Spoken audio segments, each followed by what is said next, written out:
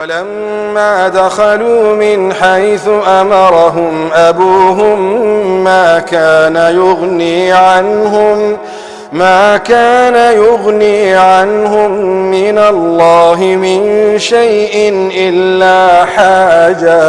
إلا حاجة في نفس يعقوب قضاها وإنه لذو علم لما علمناه ولكن أكثر الناس لا يعلمون.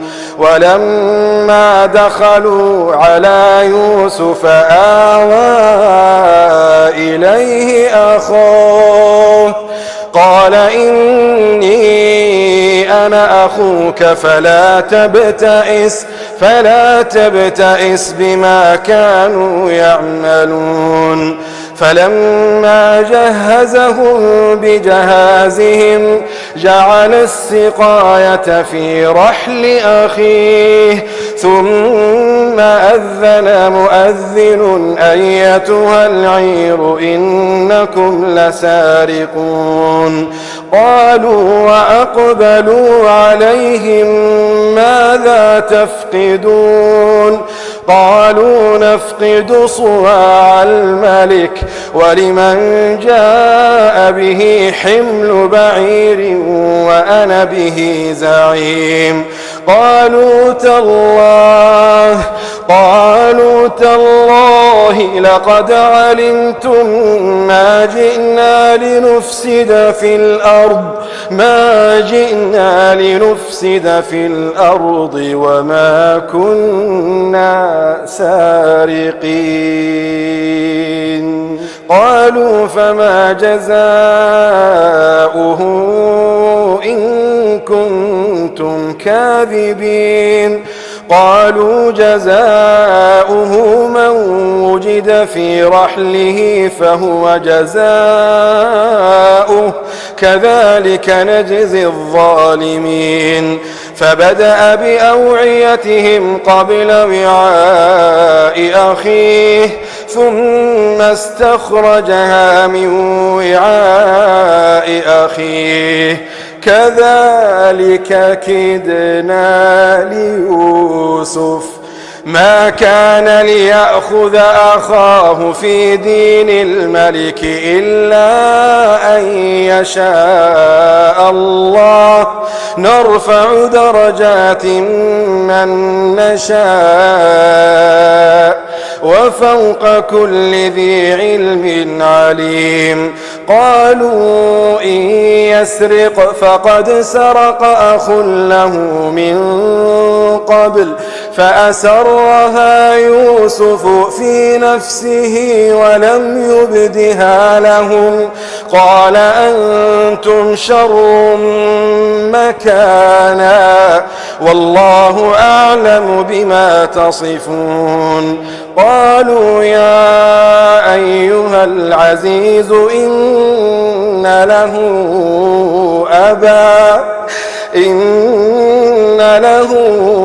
أبا شيخا كبيرا فخذ أحدنا مكانه إنا نراك من المحسنين.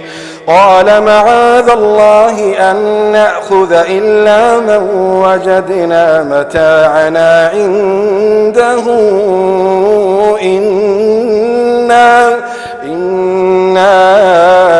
إذا لظالمون.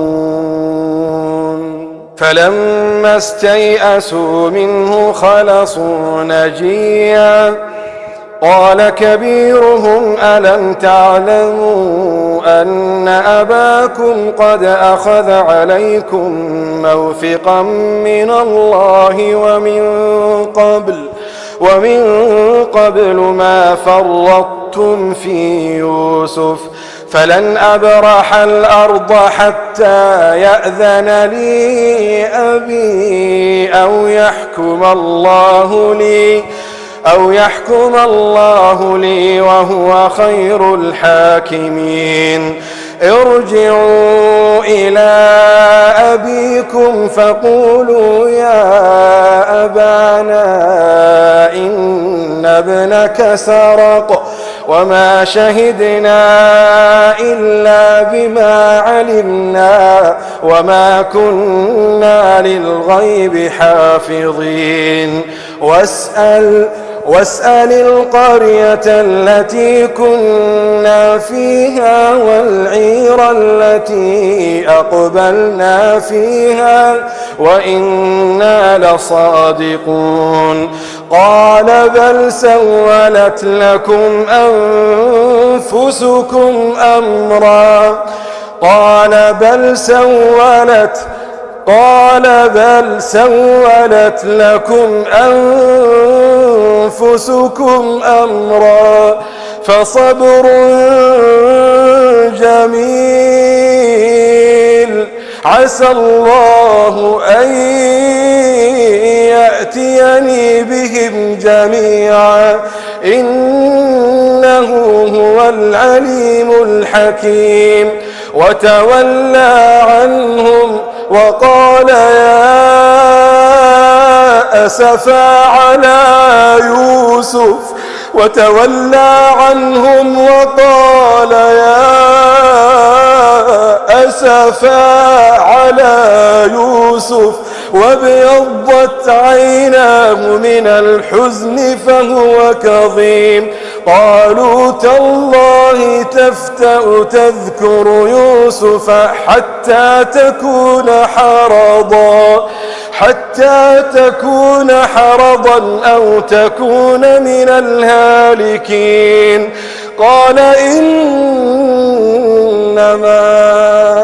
أشكو بثي وحزني إلى الله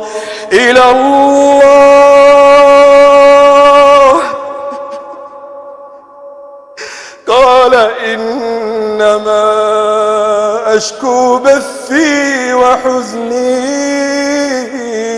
إلى الله وأعلم من الله ما لا تعلمون يا بني اذهبوا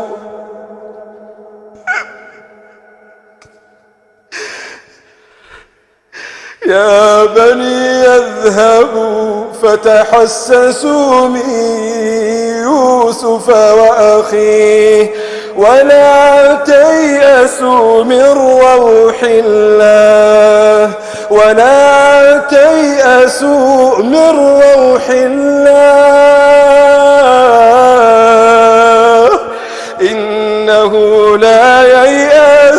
إنه لا ييأس من روح الله إلا